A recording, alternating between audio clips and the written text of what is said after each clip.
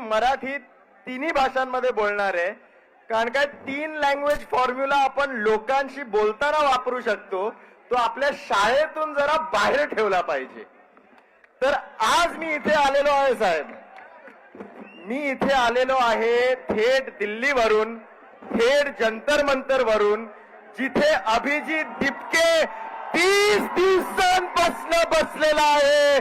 30 दिवसांपासून दिल्लीत उन्हाळ्यात पावसात तिकडे बसून आंदोलन करत राहिला आहे.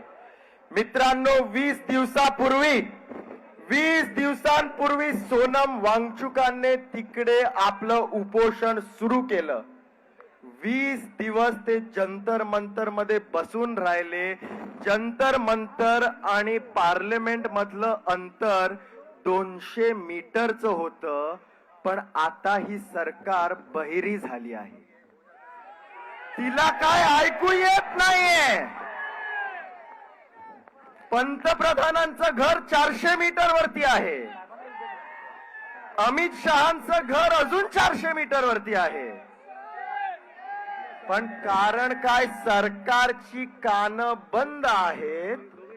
उद्या आम्ही संसद चलो अभियान ठेवलं आहे.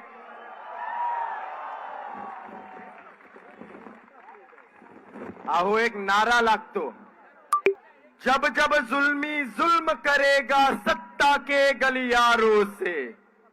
कोणाला माहितीये काय पुढे येतं? जब जब जुल्मी जुल्म करेगा सत्ता के गलियारों से, चप्पा चप्पा गूंज उठेगा इनकलाब के नारों से. पण आता मित्रांनो, मी तुम्हाला एक वेगळी गोष्ट सांगतो. 20 दिवस तिकडे सोनम वांगचुक जी बसून होते, वहां पे सोनम वांगचुक जी बैठे हुए थे.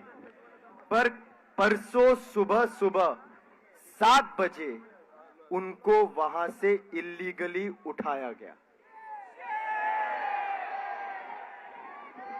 त्यांच्याकडे वॉरंट नव्हतं, त्यांच्याकडे अटकेचे पेपर नव्हते, तरी त्यांनी एक 60 वर्षाच्या मॅगसेसे अवॉर्ड विनरला सरळ जंतर मंतर वरून उठवलं. त्यांच्या बायकोला पण त्यांना भेटू नाही दिलं. शेम! लाज कशी वाटत नाही या सरकारला? लाज कशी वाटत नाही की आज तिकडे हजारो विद्यार्थी बसलेले आहेत.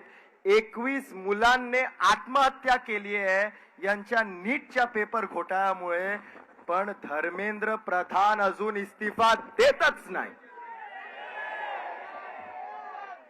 तर आता आपण एक नारा लावूया जो तिकडे पण लागलेला, धर्मेंद्र प्रधान इस्तीफा दो, धर्मेंद्र प्रधान इस्तीफा दो, धर्मेंद्र प्रधान इस्तीफा दो. मित्रांनो, अभिजित माझा मित्र आहे, तो आपल्या सगळ्यांसाठी तिकडे दिल्लीमध्ये लढत आहे. पण हा लढा फक्त आता शिक्षणाचा राहिला नाही, हा आपल्या हक्कांचा लढा आहे.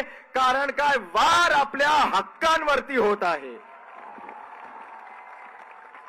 आणि तो वार कसा होतोय, तो वार कसा होतोय, तुम्ही आठवून ठेवा.